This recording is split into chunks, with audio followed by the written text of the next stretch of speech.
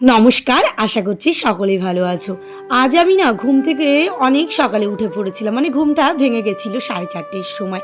তাই ঘুম ভেঙে যাওয়ার পর আর ঘুমোতে ইচ্ছে করে না, সময়টাকে কিভাবে কাটাবো ভাবছিলাম। তাই ভোরবেলায় আগে কি করলাম, নিজেকে ভালো করে ফ্রেশ করে নিলাম, করে আগে জব করে নিলাম, কারণ অত ভোরবেলায় কুয়াশার মধ্যে কাজ করাটা সম্ভব নয়। কারণ আমার এমনিতেই সাইনাসের সমস্যা, তার মধ্যে যদি ঠান্ডা লেগে যায়, বাবানকে দেখবে কে, বাবানের সকালে স্কুল থাকে, ওকে রেডি কে করে দেবে? আর আমি ওকে রেডি না করালে ও রেডি হতেই চায় না। তাই আগে জব করে নিলাম, কারণ ভাবলাম দুপুরের দিকে ঘুমাবো, এখন যদি এই জবটা কমপ্লিট হয়ে যায় তারপরে 6টার দিকে কাজগুলো করলাম।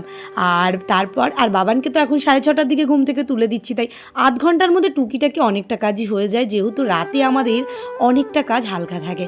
আর দেখেছো তো আমাদের শীতে কত ছোট ছোট বাগানে ফুলে ফল এসছে, যেমন সবেদা এসছে, লঙ্কা এসছে, আর ফুল গাছের তো বলতেই ধারণার বাইরে অনেক ফুল পাচ্ছি আমি শীতকালে, প্রত্যেকটা আপডেটই দেবো।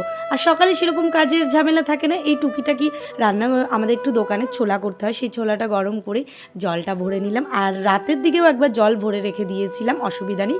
আর আমার যে রুমের বিছানাটা সেটা সকালবেলাই আমি গোছাই, মানে একটু বেলা হলেই। আর প্রত্যেক দিনের আমার অভ্যাস যে কোনো যেটা গায়ে দেবো সেটা রোদে দেওয়া। আর আজ ভাবলাম কার্তিক মাস তো চলেই গেছে, তাই এবার ঘরটা একটু ঝুলটা ঝাড়া যাক, অনেকটাই নোংরা হয়ে গেছে।